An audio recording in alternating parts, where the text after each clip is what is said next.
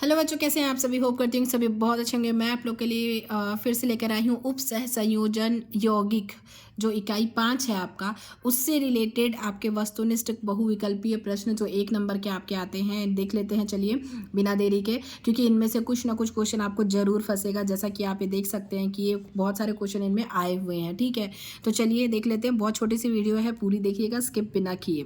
पहला हमारा क्वेश्चन क्या है। संकुल CONH36 Cl3 से विलयन में कितने आयन उत्पन्न होंगे। तो कितने आयन उत्पन्न होंगे हमारे, बताओ कितने आयन उत्पन्न होंगे। 3। कितने आयन उत्पन्न होंगे। 3। ए नंबर जो है वो सही हो जाएगा। ये जो संकुल है इससे विलयन में कितने आयन उत्पन्न होंगे। 3 आयन उत्पन्न होंगे। ठीक है, उसके बाद NiCO4 का IUPAC नाम है। क्या नाम है इसका। IUPAC नाम क्या है। Tetra carbonyl nickelate 0, tetra carbonyl nickelate 2, tetra carbonyl nickel 0, tetra carbonyl nickel 2। क्या होगा इसका आंसर। इसका आंसर हमारा होगा टेट्रा कार्बोनिल निकिल 0। क्या होगा। Tetra carbonyl nickel 0। ठीक है, इसको क्या बोलेंगे हम, टेट्रा कार्बोनिल निकिल 0। ठीक है, सीधे सीधे दिख रहा है ना। टेट्रा 4 कार्बोनिल निकिल 0, इसमें और तो कुछ है ही नहीं ना, तो कैसे टू कैसे लगेगा, नहीं लगेगा। तो ये हमारा सी नंबर आंसर हो गया। नेक्स्ट CONH35Cl SO4 एवं NH35 इंटू SO4Cl। ठीक है, निम्न समावयवता दर्शाते हैं। कौन सी समावयवता दर्शाते हैं इसमें बताओ। बंध, आयनन, हाइड्रेट, उपसंयोजन। कौन सी दर्शाते हैं ये हमारे दर्शाते हैं आयनन। कौन सी दर्शाते हैं, आयनन। ठीक है, नेक्स्ट K4FeCN6 में आयरन की ऑक्सीकरण संख्या होगी। कितनी होगी आयरन की ऑक्सीकरण संख्या, जल्दी बताओ। 2, 3, 8, 5 कितनी होगी। 2। कितनी होगी 2। नेक्स्ट 5 नंबर हमारा KCO4 में कोबाल्ट की ऑक्सीकरण संख्या है। कोबाल्ट की ऑक्सीकरण संख्या कितनी है। +1 -3 सॉरी +1 +3 -1 -3 कितनी होगी। तो हमारी होगी -1। कितनी होगी, -1। ठीक है, नेक्स्ट हमारा क्वेश्चन क्या है। CuNH34SO4 में Cu की समन्वय संख्या है। कितनी है इसकी समन्वय संख्या। 4, 1, 2, 5 कितनी होगी समन्वय संख्या। 4। कितनी होगी 4।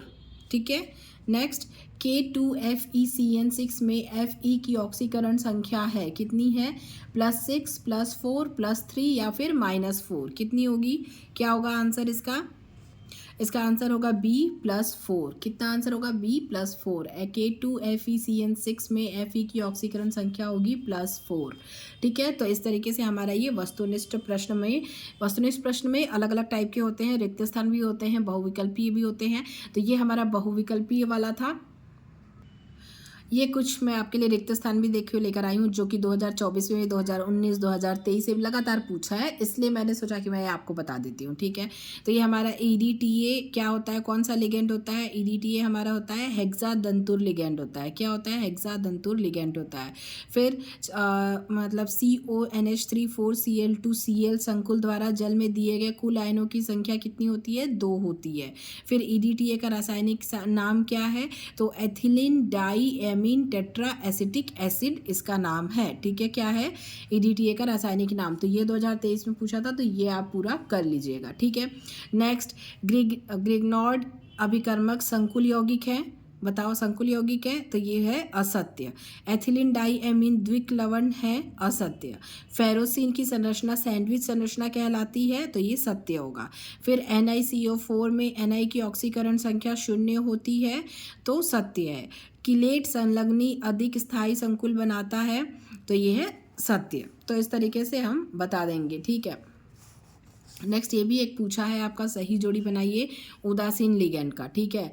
और ये एक और पूछा है प्राथमिक संयोजकता का। तो देखो आप कहाँ क्या करेंगे हम, ये फर्स्ट उदासीन लिगेंड का क्या होगा, सी, मतलब ये सी ओ जो है वो क्या है, उदासीन लिगेंड, ठीक है। जाई से लवण क्या है, इसका आंसर होगा KPtCl3n² प्लस माइनस C2H4, ठीक है। तो ये माइनस नहीं है, तो मतलब बॉन्ड है, तो इसलिए इसको इस तरीके से पढ़ना है।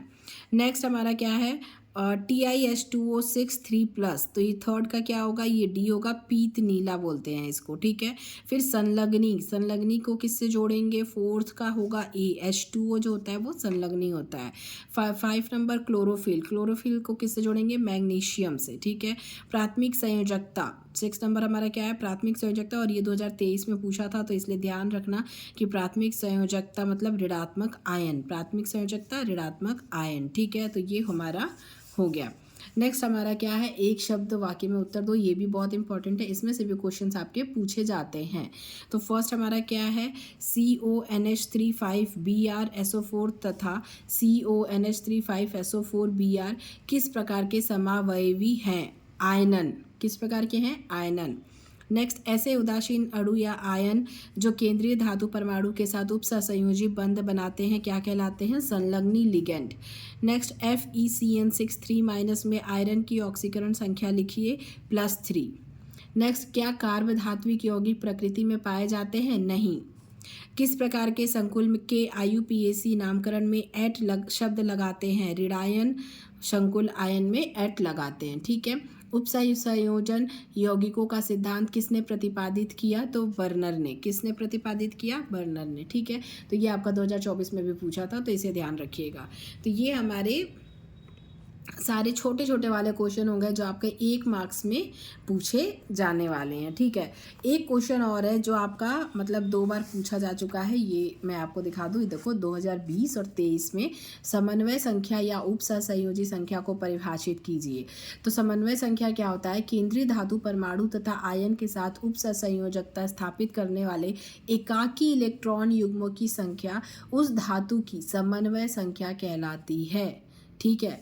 केंद्रीय धातु परमाणु अथवा आयन के साथ, जो बीच में धातु परमाणु होता है या आयन होता है, उसके साथ उपसहसंयोजकता स्थापित करने वाले एकाकी इलेक्ट्रॉन युग्म को, जो उसके साथ क्या करते हैं, उपसहसंयोजकता बंध स्थापित करते हैं, उन इलेक्ट्रॉन युग्मों की संख्या जो होती है उस धातु की समन्वय संख्या कहलाती है। जो बीच में जो धातु है, केंद्रीय धातु, उसकी समन्वय संख्या क्या कहलाती है, जो उसके साथ मतलब जो इलेक्ट्रॉन युग्म उसके साथ उपसंयोजक बंध बनाते हैं, तो जितने बनाते हैं वो सारे क्या कहलाते हैं, समन्वय संख्या कहलाते हैं।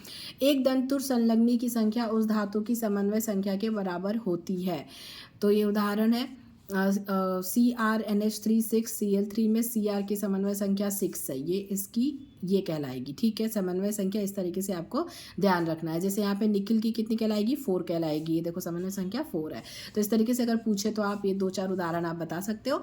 ये 2020 और 2023 में आया था, इसलिए मैंने आपको बता दिया, इंपॉर्टेंट है। तो पूरी वीडियो मैंने आपको मतलब इसमें सिर्फ इंपॉर्टेंट ही है बहुत ज़्यादा।